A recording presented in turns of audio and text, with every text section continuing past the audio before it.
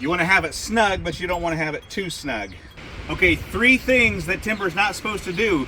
Timber is not supposed to chase chickens. He's not supposed to go out of the yard, and he's not supposed to go into the gravel road.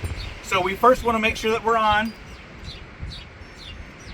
And we are on, and so we're going to go ahead and let him go. The Delia Pet training collar was sent to me at no charge for the purpose of this review, and this is a really nice collar, going to be super helpful in training your dog in dog obedience.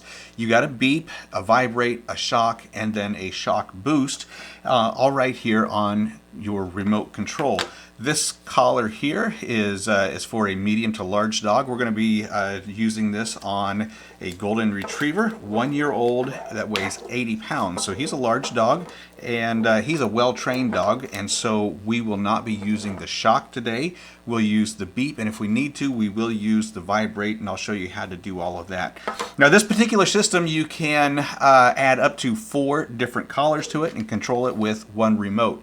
Now, the remote does look a little bit intimidating because there is a lot of buttons on here. So what we have on the remote is the channel button for collars 1, 2, 3, or 4. You got a lock button here, so whatever collar you're on, you can lock that so that you do not change any of the preset settings that you already have on your remote. On the other side, you do have your vibrate. When you're pushing this, is going to increase or decrease your vibrate. It goes from 1 to 9, and then you also got your increase and decrease for your static shock, and that's going to go all the way up to 100. Now, on the front side of this panel is going to be where you're just going to initiate the command, whether that's going to be to beep or if that's going to be to shock or static shock or boost the shock.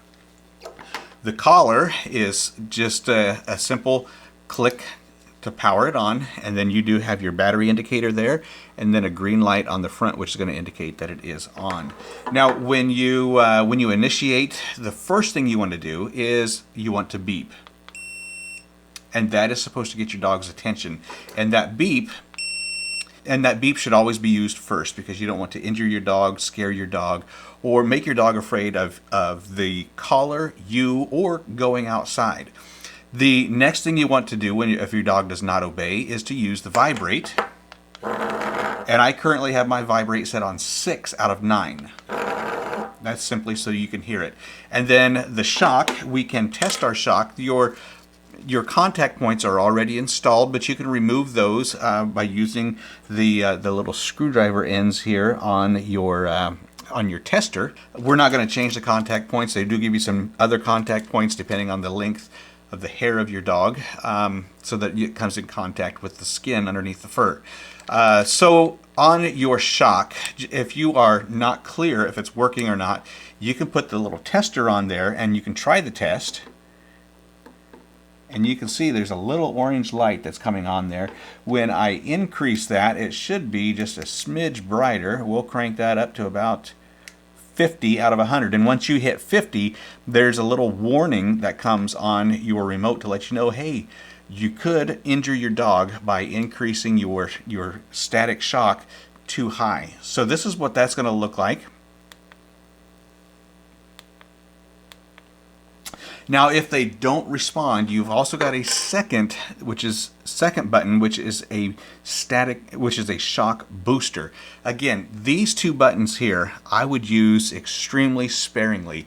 You want your dog to respond to your voice command, to a beep command, or at the most, you want him to respond to a vibrate. Again, because you don't want your dog to be afraid of the collar, going outside, or being afraid of you. So be safe with your dog, be smart with your dog, treat him with dignity and respect, and he's going to be a loyal companion.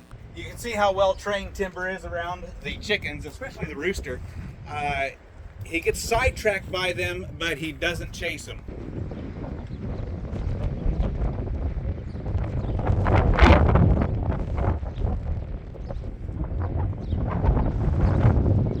That's a pretty responsive dog right there. Okay, so we're going to see if we can't get Timber to respond and come back here. So we're going to beep him. And there's no response. Wait, maybe he is going to come. Yeah, he knows. He knows that the vibrate or the shock comes next. So that's a good boy. That's a good boy here. Good boy. Sit. So as you can see, it's really not necessary to use the vibrate or the static shock, not when your dog has been trained and trained well. So Timber is a well-trained dog, and we got him this far by using training collars just like this one.